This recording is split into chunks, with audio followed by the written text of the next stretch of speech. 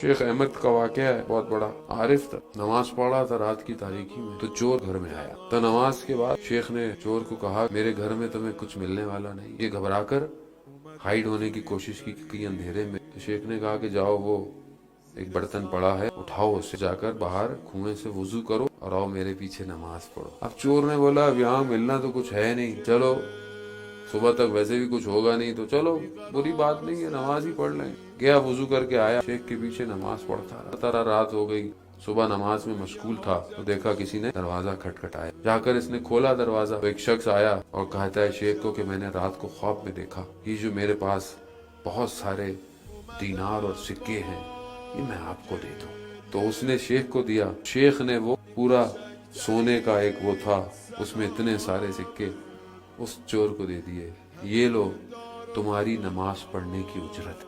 अब जब उसने उसको देखा तो लरजने लगा और गिर गया शेख के कदमों में।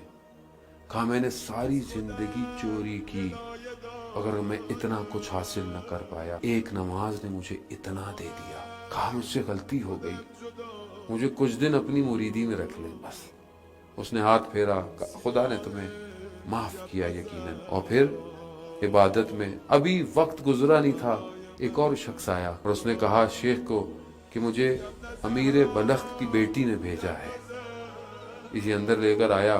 तो उसने मुरीद की तरफ देखा तो शेख ने कहा, कोई बात नहीं, ये भी हम में से है, कहो क्या बात है। कहा, अमीर बलख की बेटी ने कहा है कि कोई उसके लिए रिश्ता भेजे। अब ये मुरीद हंसने लगा कि कहाँ अमीर बलख की बेटी और ये किधर। तो शेख ने कहा कि हाँ, मैंने सुना है कि उसने तौबा की है और वो तर्क दुनिया में मशगूल है, दुनिया छोड़ने में। और ये कहकर अपनी नमाज शुरू कर दी। वो पीछे खड़ा रहा, जवाब का मुंतजिर।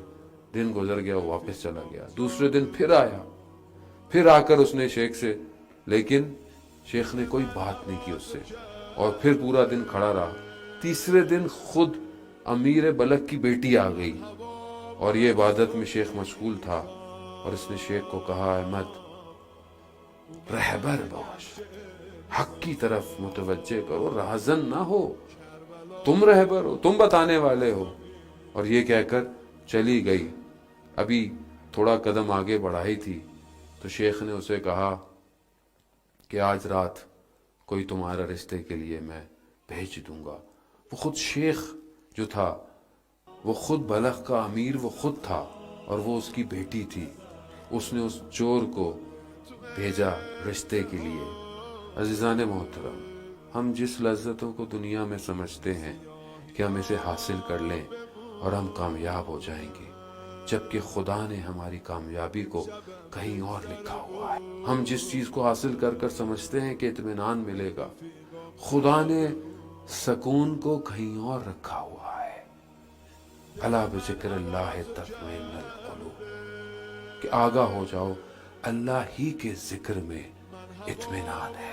खूब इसको ढूंढें अपनी जिंदगी में, कैलकुलेट करें कि मेरी जिंदगी में सकून कितना है, और है तो किस चीज से, और नहीं है क्यों नहीं है। मगर मैं भी तो वैसे ही हूं जैसे दुनिया में और लोग हैं, तो फिर मुझे शायद महसूस हो कि मैं किसी और चीज के पीछे भाग रहा हूं, जबकि खुदा मुझे किसी और चीज की तरफ लेके जाना चाहता